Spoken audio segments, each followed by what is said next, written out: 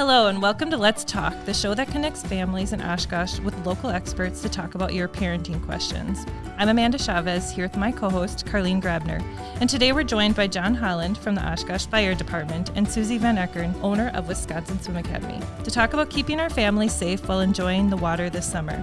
We're so lucky to be surrounded by bodies of water. Studies have shown that benefits to kids' emotional and physical health are innumerable. But with great potential for fun and wellness comes great responsibility to ensure safety. Who is at greatest risk of drowning and where? What can we do to minimize risks and maximize fun? What resources are available to Oshkosh families to help in this endeavor? Today we're talking about all things water, fun, and safety with John and Susie. Let's Talk is brought to you through Go Oshkosh Kids partnership with the Women's Fund of Oshkosh. The Women's Fund of Oshkosh works to improve the lives of women, girls, and families of the communities in Winnebago County through philanthropy, grant making, and education.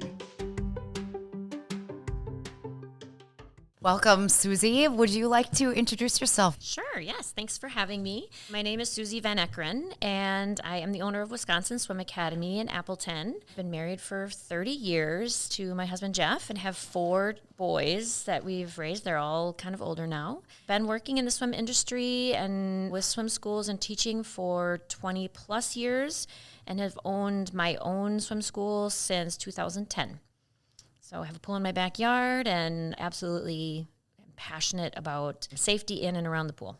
So you have lots of knowledge when it comes to swimming and water safety. And we have John with us, who is also an expert in the world. And we brought John into the conversation to focus and think through the safety that we have with rivers and lakes that we are so blessed to be surrounded by. So John, could you take a second and introduce yourself? You bet. I'm John Holland. I'm the Public Information Officer for the Oshkosh Fire Department. For a lot of the kids out there and parents, I am Firefighter John. I've been on the fire department this is my 24th year, and I have been an Oshkosh resident my entire life. I remember growing up, it was going to be, I'm not sure what I'm going to do, but it's not going to be here. And now I am in the exact right spot. So I'm a lucky guy. I have one son, and I look forward to talking about this, and thank you for having me. Yeah, I do know you were pretty famous, especially with the kiddos, because my son will come home and be like, oh, Firefighter John visited us today. So it is very exciting when you're able to stop by the schools. Yep, I am a very lucky guy. I have a great job. Yeah, that's good. And you make safety fun. I mean, that's what we try to trick them into paying attention. Yeah. Well, you do. That's great. so today we're talking about water safety, and Lake Winnebago right here, right? Like in boating, and the weather's warming up, and we're excited to be out there on the water. Today's a beautiful day when we're recording this. Susie, why don't we start with you? In your experience, what benefits do you see for kids who are able to play and explore water? Well, there are so many benefits to it. First of all, just benefit of learning to be safe. I mean, definitely being safe in and around the water and feeling comfortable around the water with the flow, with the buoyancy, the breath control, all of that kind of stuff. I would say that there are also outside benefits to having swim lessons at an early age too, which I could go into. There's a big list of them, but there has been studies which I can talk about later too. It was called the University of Griffith study, and it showed that kids that were in swimming lessons early actually were 15 to 20 months ahead in things like cognitive and motor skills and relational skills and things like that. So lots and lots of benefits for being, in the water and playing around and swimming and all that kind of stuff. So, well, I guess if you think about it, right, learning to swim, you're having to listen, respond, move an arm, move a leg, so you're doing so many different activities at the same time. You have a swimmer, right? Like in that skill that you could do your whole life, right? The other thing about that swimming does for you, especially when you learn how to do it at a younger age, is that for a lot of kids, if they're doing football, baseball, basketball, anything else, that breath control is so important, and it actually it escalates them in other sports because then they have that breath control down, so it makes them actually be out there, builds your endurance and all that kind of stuff. They can do it longer for longer periods of time, and are generally in better shape. Every single sport uses swimming as a way to condition. That's a huge fact that I bet you a lot of people don't know. Mm-hmm. Yeah, I didn't think about the breath control. That's Fascinating. So at your swim school, you teach you start right at pretty young, right? Like 6 months old? We start at 6 months old. You can start earlier than that, but we start at 6 months. So what are some things that you work on with those little ones to be comfortable around the water? So those classes are definitely about getting kids comfortable in the water, but there's lots of things that you can teach kids at that age. Like you can teach a baby at that age to roll over to its back pretty young. You can teach them breath control. They've been in the womb for 9 months, so they already have had fluid in their lungs. So any child actually under the age of 6 months, they're holding their breath is automatic. Over 6 months, it is learned, but it's learned very quickly. And when they, there's certain signs that you can tell when they have been holding their breath. But it really all is about flow, buoyancy, breath control, and safety. But the biggest benefit of having those parent-child classes are about educating the parents. That really is a huge benefactor of, educating them on safety in and around water, to making sure that they, are doing things like, when they're around the water, there's no phones, there's no distractions, there's no nothing. You don't take your eyes off those children ever. Never let them go in alone, making sure that they're always safe, that kind of thing. So just really educating them how to get in and out of the water safely, crab crawling if they get into a situation, anything like that. I think as a parent, sometimes it's easy to be like, oh, my kids were in swimming lessons. I don't have to pay attention as much. So you're saying, right, like that it's That's never false. safe enough. It is never safe. You should never, never be in the water by yourself ever. You should never, even if your kids are 10 or 12 years old. I mean, the number one cause, of kids under the age of 4 is drowning. The number 2 cause of kids under the age of 12 is drowning. So even if they've been through swimming lessons and typically they're out by the age of 12, anything can happen. Anything can happen. There are so many more benefactors that are there that could, trigger something like that. Going along with that, when I am doing my summer safety programs in the schools, we talk about life jackets and such, and without fail, there will be some kid that says, I don't need one, I'm a really good swimmer. And it's like, well, that's fantastic. Can you swim for 2 hours? Like for a life jacket, it's going to hold you up and you're going to be panicking without it and whatever, with or without it. But I just thought when you brought that up, I thought, yes, that is, and parents do think that as well. My kid's a good swimmer. I don't have to watch them. And that's the big one. That's what you said. Make sure you never swim alone. And we always talk about that with kids, but that's with adults as well. If something does go wrong, something that no one thinks they're going to get stuck underwater or hit their head or whatever. But if you are alone, you're going to disappear until it's too late, and no one's going to know you're in trouble. So obviously the big one, again, is you never, ever swim alone. We always tell parents that when you have a youngster in their toddler, they should be within arm's reach. So you can just reach out, and I just reached out if you want to see that. So they're right here. It's good podcast stuff to watch my arm. Anyway, John just moved his arm all the way out. Yeah. And going along with the boating and stuff as well in this area, we're back again to the life jacket. And there are so many different things out there that people think will help them. Pool noodles, like the floaties. The arm floaties, you mean? The arm floaties, okay. yep. And they really do nothing. They give parents this false sense of security. Really? But it does nothing. They have the little, I can't remember what they're called, but The puddle jumper. The puddle jumpers. Puddle jumpers are much better. They do have just the arm things like the floaties, plus they have a thing across the chest that goes all the way around the body, so it keeps that head above the water. So on a boat, you still should have a Coast Guard approved life jacket. Again, another thing we tell kids is you don't just pack it, you wear your life jacket. And it has to be kid sized. That's huge. It has to fit, and it has to fit tight. So if you do fall in, you are protected. And most of the people that we rescue from the water didn't intend to be in the water at all that day. They were just going to be out on a boat. And they accidentally fell over, or something happened. Something happens and they hit something and fall out, or just they're playing around and they slip in. Yep, exactly. 60% of the drownings happen when they're not ready to swim. They don't have their goggles on. They don't have their suits on. they're not intending to be in the water. So, I mean, it truly is one of those things where you just have to be, along with the boat situation too, you need to know, I think parents need to know how to dress their kids. If they're in a boat and it's chilly outside and they're wearing a hoodie, sweatshirt, or a pair of jeans, they've just strapped on, when they fall in and they get wet, they've just strapped on 5 to 7 more pounds onto that child. And anything with a hood or like a rain jacket with a hood, that hood actually fills up with water and holds, is heavy. So it is really tough to, all of that kind of stuff. You really want to think about how to dress our children when we're out there and, Crazy. I wasn't prepared to say this story, but now that you just said that, I am. This is water safety in the winter, but I actually fell through the ice when I was 13, and we lived on a channel, and my parents always were on top of us of the things that you're like, stop saying this stuff to me. But it was like, if you ever fall through the ice, you need to look up and look for the black hole. And I'm just like, well, anyway, I fall through the ice and I had on, that's the reason I thought of it. I had on my ice skates. I had on a snowsuit. I had on, sweatshirt, blah, blah, blah, blah.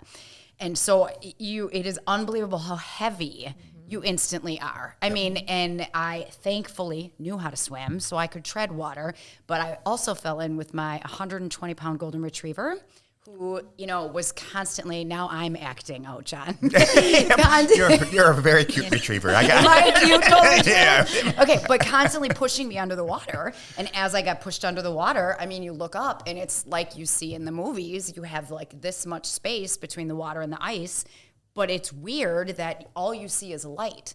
And so you think that that's the top, but it's not. It's this little black spot that you have to look for. And anyway, when you said heavy clothing and things like that, I have no idea how I survived because I was in for quite a while. But it is true how quickly that becomes so heavy to hold yourself up. So if you're putting your kids in a swim program, you do want to make sure that they are, one of the things that we do, a level that they have to pass once they get to a certain age, we actually have a 2 to 3 pound weight. And we make them tread water with that weight. They have to jump into the water first without their goggles on, and then they have to come up and they have to tread water for 60 seconds with a 3 pound weight.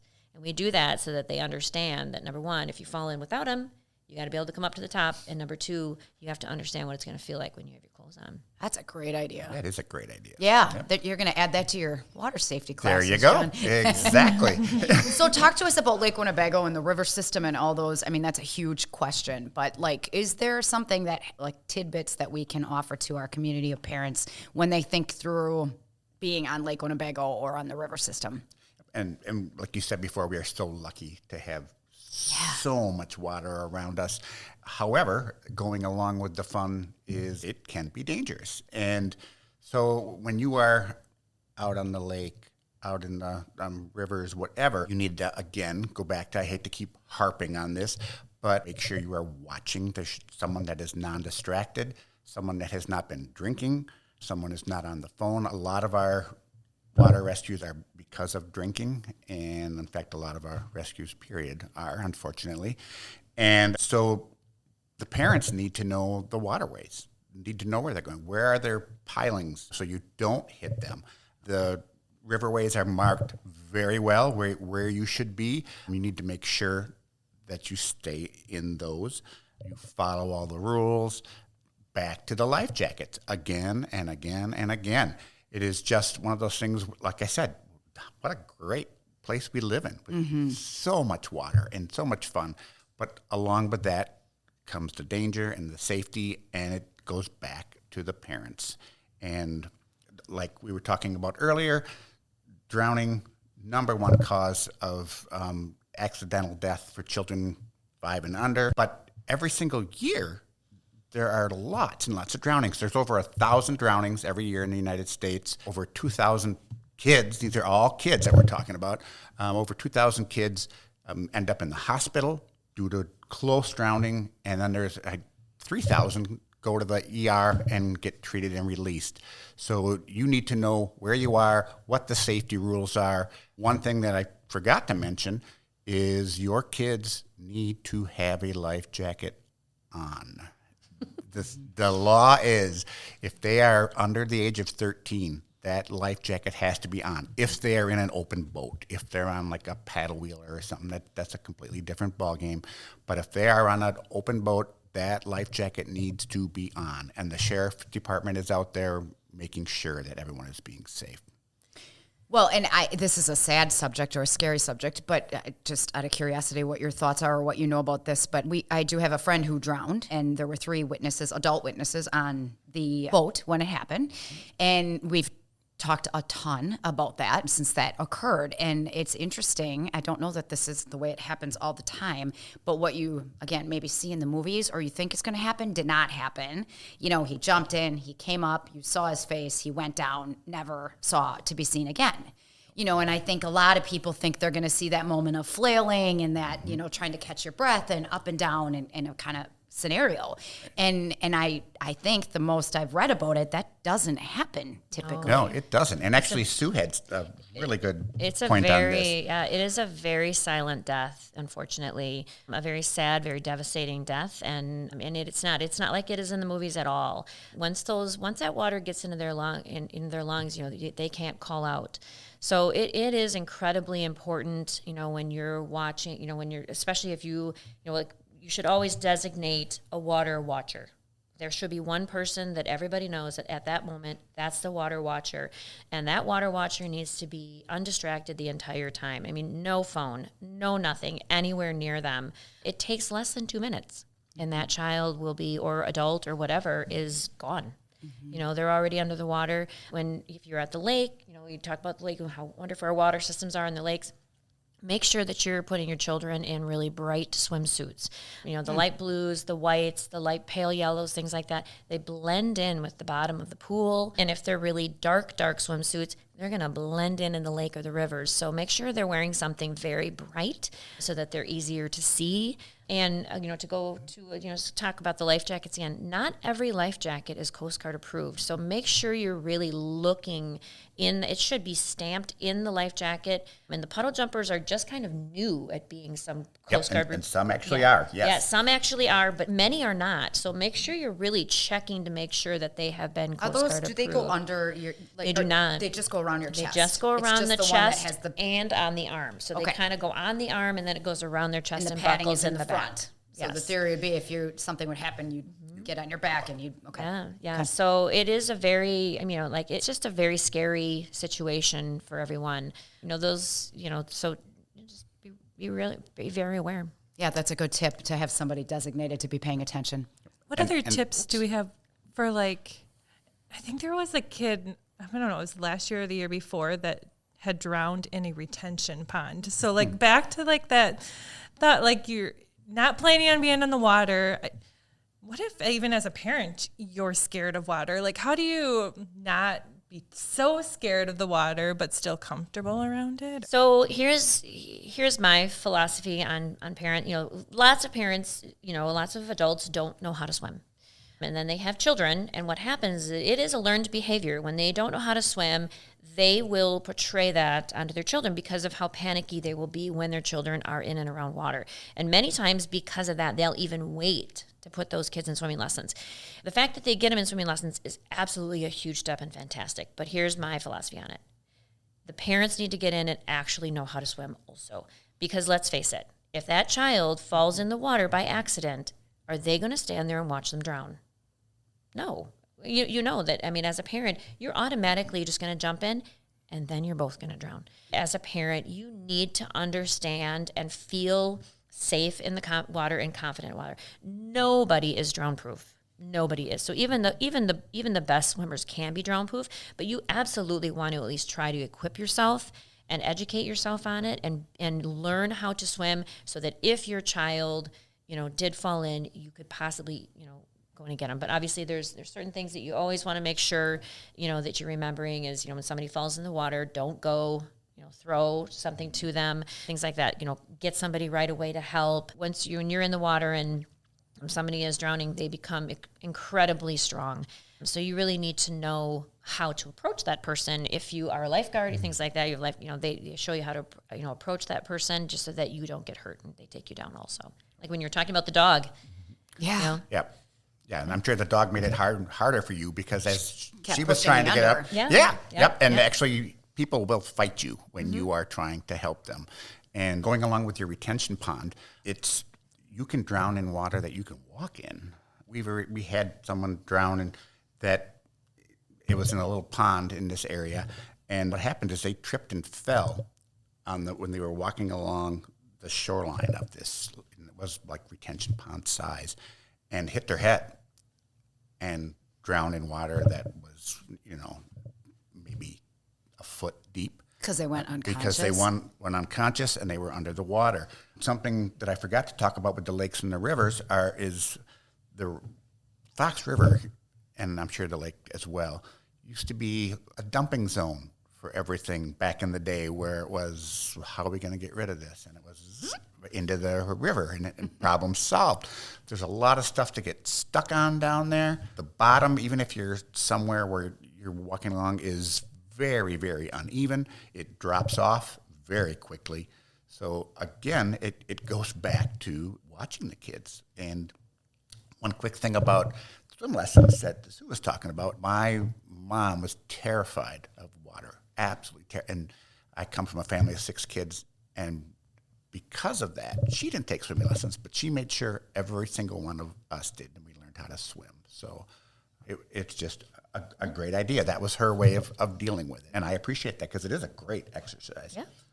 This is an off-the-cuff question, but are there adult swim lessons where adults and parents could go together and it's like an activity that's not intimidating and it's, kind of positioned to be a fun activity? Or is that something some of us could look at starting? Because I do know, too, a couple adults that will come on boats, but the whole time they're on it, they're clenched. And I'm like, you guys, you take a lesson. But does that happen around here? I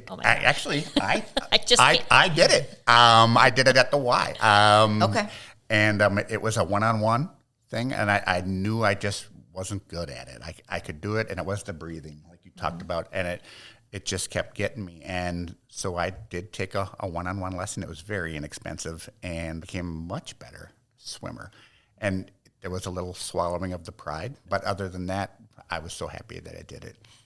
So we actually offer adult swim lessons all the time. As a matter of fact, that's where I was at 6 o'clock this morning.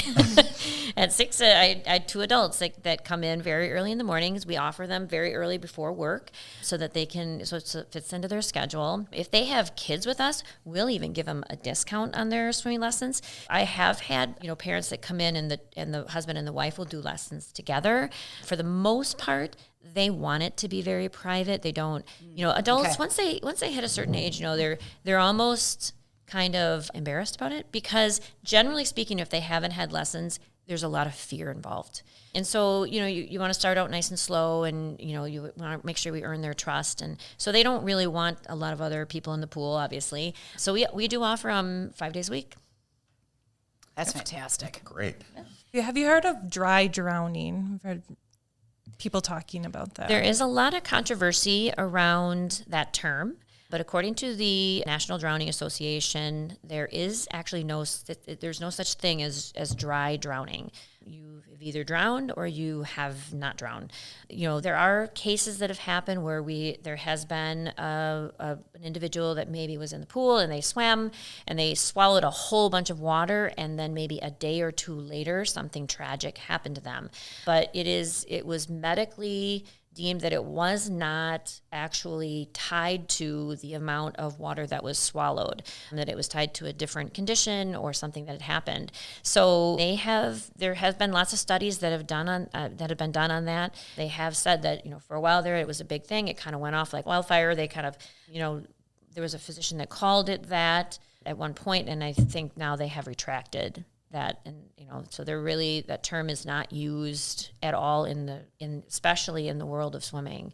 It's definitely you're drowning or you haven't drowned. What I like about the conversation today is, right, like it is a scary thing, but like so scary. You've given us so many tips and things to prepare us or talk about with our kids that it doesn't have to be so scary. Right. There are so many benefits to learning how to swim. I mean, so many benefits. Getting, kids into swimming lessons, number one, at an early age, it will reduce, nobody's drown proof, I think I've said that before, but it will reduce the risk of drowning by 88%. So it is really important that they do that. There was a project that was entitled Early Years Swimming. It was a 4-year project from the Griffith Institute for Educational Research, Laurie Lawrence Kids Alive Swim Program in Swim Australia. And they surveyed over 7,000 children, 5 years old and under, from Australia, New Zealand, US, 120 swimming lessons, 40 swim schools. The results were that kids showed better physical development, more confidence through swimming. They achieved physical milestones faster and scored significantly higher in things like cutting paper, coloring, drawing in lines and shapes. Kids were anywhere from 6 to 15 months ahead of normal population in cognitive skills, problem solving, mathematics, reasoning, counting, language, and following instructions, and 17 months ahead in story recall. So, I mean, there's just so many other benefits that have been shown, like through this study, that not only is it just a great skill to learn, and it is when we say, swimming is a sport, we think of it as a sport, but it truly is lifelong. It's a life skill that everybody really should have. But then there are just so many other benefits from it. And when you said so many risks involved, that's life. Right. Life has, that's why I have a job. There are just so many risks out there. And it goes back to common sense, and swim lessons, that's an easy fix. Right, being and prepared. Again, you're not drown proof, but I didn't know it was 88%. That's fantastic. You have to take some responsibility to keep yourself and your kids safe. Is there a tip you can give to kiddos or even adults that if something were to happen and they're scared, like what can they do? Do they just put their body upright and tread water? Do they try to get on their back? Like, is there a way you could say, if you guys do nothing, this is what you should do until someone can get to you, as opposed to panicking? Absolutely. We go into panic mode immediately. So, my advice is always, whenever I'm swimming, I'm like, the first thing you want to do is you want to roll over to your back and float. You want to get there because you need to bring your heart rate down. So you roll over to your back, your face is out of the water. Just try to relax as much as you possibly can, because the more your muscles are tightened, the more you're going to sink. Your muscles are heavier. So if you tighten up your muscles, your body's going to sink. If you relax your muscles, you're going to float. So try to at least relax enough to kind of bring your heart rate down and be able to think through, like, what am I supposed to do next? Get your breathing in order. And then try to remember where you are, where you're at. Try to yell, scream, or whatever. Then, if you can roll over and do some breaststroke or some, depending upon what kind of swimmer you are or what's happened. If you can get to where you need to go, great. But if you can yell, on your back, your face is out of the water, so you can yell and scream and do whatever you need to do until somebody can help you. And John, this is a question I have out of curiosity, and maybe you're prepared for this and maybe not. But what is our safety? Like, do we have a lot of tragedy in our area over the summers, or are people generally pretty safe on their activities on boats and all that kind of stuff? Actually, people around here are very, very safe. We have about maybe, I would say, 5 to 10 water rescues a year, which is 5 to 10 too many. But when you think of all the boats and swimming that's going on around here, sometimes you look across the river and it looks like you could walk right across on all the boats that are out there. Yeah. So, we are either very lucky or very safe, or a combination of both, and we'll take it.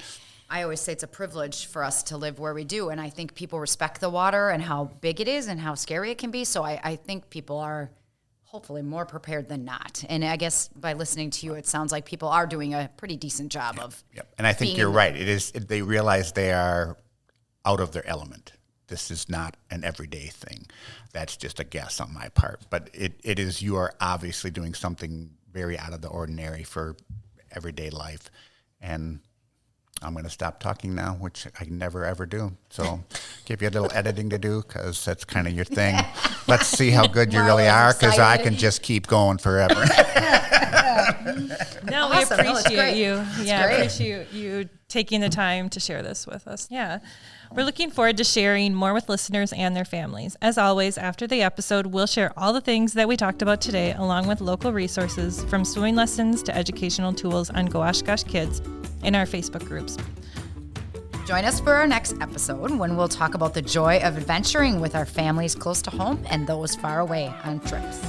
Thanks again to our guests, Susie and John, for sharing their time and knowledge with us. And thanks to our producer, Liz Schultz, our audio and video engineer, Marlo Ambus, and of course to my co-host, Karlene Grabner, and the support of the Women's Fund of Oshkosh.